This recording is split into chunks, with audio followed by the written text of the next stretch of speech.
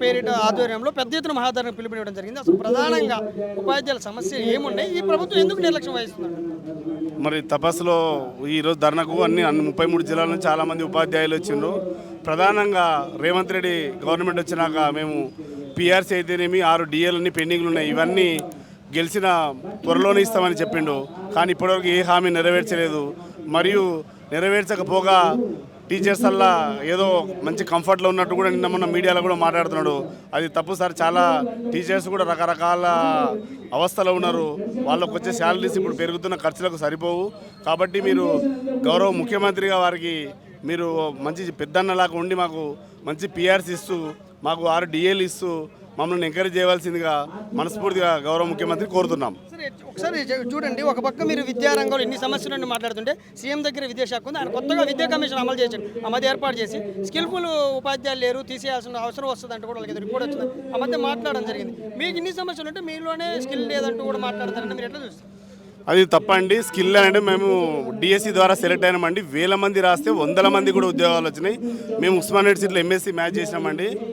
మేము ఉస్మాన్ యూనివర్సిటీలో మ్యాచ్ చేసాం. పీజీ పట్టభద్రులం అయినా ఎస్జిటి జాబ్లో సెలెక్ట్ అయినాం. ఎందుకంటే గవర్నమెంట్ జాబ్ అంటే సెక్యూర్ ఉందని, మా క్వాలిఫికేషన్స్ అయి ఉన్నా కూడా తక్కువ జాబ్లో జాయిన్ కావడానికి కారణం ఏంటంటే గవర్నమెంట్ జాబ్ సెక్యూర్ అని ఉన్నామండి. ఉపాధ్యాయులతో స్కిల్ లేవనడం చాలా తప్పండి. ఇప్పటికే మేము గవర్నమెంట్ పెట్టే టెట్ 1లు టెట్ 2లు మళ్ళీ ఈ ఏజ్లో పెడితే కూడా అన్ని పాస్ అయ్యి ఇప్పటికి కూడా ఉపాధ్యాయులం శబాష్ అనిపించే స్థితిలో ఉన్నామండి. మేము అలాంటి స్కిల్ లేదనడం చాలా తప్పు. అన్ని రకాలుగా మేము క్వాలిఫైడ్ అయిన ఉపాధ్యాయులం అండి.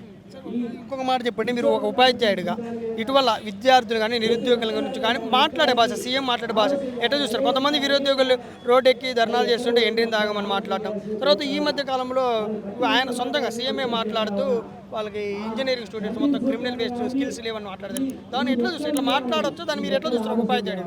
గౌరవ ముఖ్యమంత్రి అలా అనకూడదు. ఎందుకంటే మన రాష్ట్ర ప్రజలకు పెద్ద దిక్కు, అందరూ మాకు పెద్దన లేక ముఖ్యమంత్రి గారు ఆ నిరుద్యోగులకు వాళ్ళ సమస్యలు ఏందో వాళ్ళకైతే తెలుస్తుంది. ఎందుకంటే యూనివర్సిటీలో చదివి ప్రతి ఆఫీస్కి పోయి రెజ్యూమ్లు ఇచ్చి గవర్నమెంట్ జాబులు లేక వీధుల్లో తిరుగుతూ చాలా ఇబ్బంది పడుతున్నారు. అట్లా నిరుద్యోగులను అట్లా అనకూడదండి. మీరు పెద్దన్న పాత్ర ఉన్నారు. వీలైనంత వరకు గవర్నమెంట్లో ప్రొవిజన్ ఉన్నంత వరకు మీ చాతైనంత వరకు వాళ్ళకు జాబ్స్ వేయాలి, నిరుద్యోగులను ఉద్యోగులుగా మార్చాలి. లేని పక్షంలో ప్రైవేట్ రంగాన్ని కూడా డెవలప్ చేస్తూ ఆ నిరుద్యోగులతో కూడా సంతృప్తి పరచాలి. వాళ్ళ గురించి అట్లా మాట్లాడగలం విచారకరం. అట్లా అనకూడదండి. ఎందుకంటే రకరకాల చాలా సెన్సిటివ్ పీపుల్ కూడా ఉంటారు. మీరు అన్నట్టు క్రిమినల్స్ ఏదో 100లో 1 ఉంటారు, కానీ అంత 98% of the people of the students కూడా చాలా మంచిగా ఉంటారు. ఆ మాట అనడం అది సీఎంకు మంచిది కాదండి. మేము కూడా అంత పెద్ద హోదాలు ఉండి సీఎం గారు అట్లా అనడం తప్పండి. అట్లా అనకూడదు. ఫైనల్గా ఏం చెప్తారు? మీరు ఇప్పుడు తపస్సులు ఆచరింత పెద్ద ధర్నా చేశారు కదా, మీ అమలు చేయకపోతే ఈ మహాధరణతో ఆగిపోతారో, తర్వాత ఎలాంటి స్టెప్ తీసుకుంటారు? మేము ముఖ్యమంత్రికి గౌరవంగా మేము తపస్సు తరఫున 3 రకాలుగా ఇచ్చినామండి. ఫస్ట్ మండల హెడ్ క్వార్టర్లో ఇచ్చినాము, రెండోది జిల్లా స్థాయి అయిపోయిందండి. ఇప్పుడు ఇందిరా పార్క్ హైదరాబాద్లో ధర్నా 1000 మంది ఉపాధ్యాయుల మధ్యలో ధర్నా జరిపినామండి. మంచి రిక్వెస్ట్గా ప్రజాస్వామ్యయుతంగానే అడిగినామండి. మీరు ఈ ఉపాధ్యాయుల కోపము, ఉపాధ్యాయుల ఆవేదన అర్థం చేసుకొని మీరు ఇస్తే సంతోషపడతాం. ఇవ్వకపోతే మేము ఇంకో పంతాన్ని ఎన్నుకొని ఉపాధ్యాయులు ధర్నా చేయడానికి సిద్ధంగా ఉన్నాం.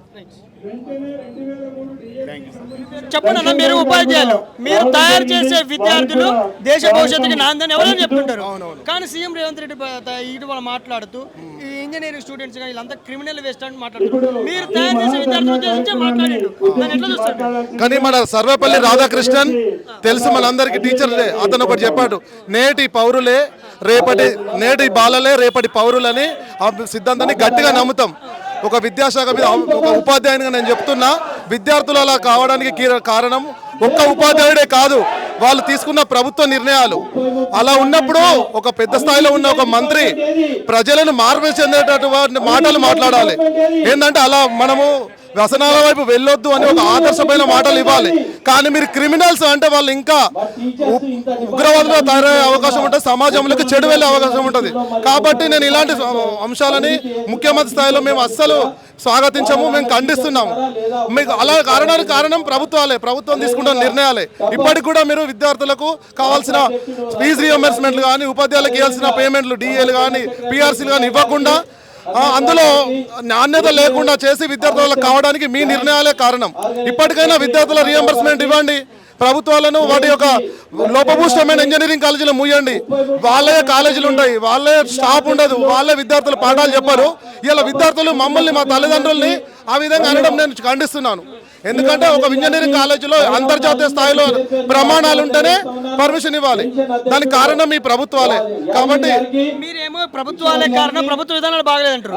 గతంలో చూస్తుంటే విద్యా కమిషన్ ఒక కమిషన్ ఇచ్చింది, ఏర్పాటు చేస్తే మాజీ అఖిలేష్ వాళ్ళు మాట్లాడింది, నాగడూరు మురళి లాంటి మాట్లాడుతూ ఈ ఉపాధ్యాయులు ప్రభుత్వ ఉద్యోగులు కానీ ఎవరైనా ఉపాధ్యాయులు కానీ పర్ఫార్మెన్స్ బాగలేదు, వీక్ ఉంది అని మాట్లాడడం జరిగింది. వాళ్ళు తొలగించే అవకాశం కూడా మాట్లాడింది.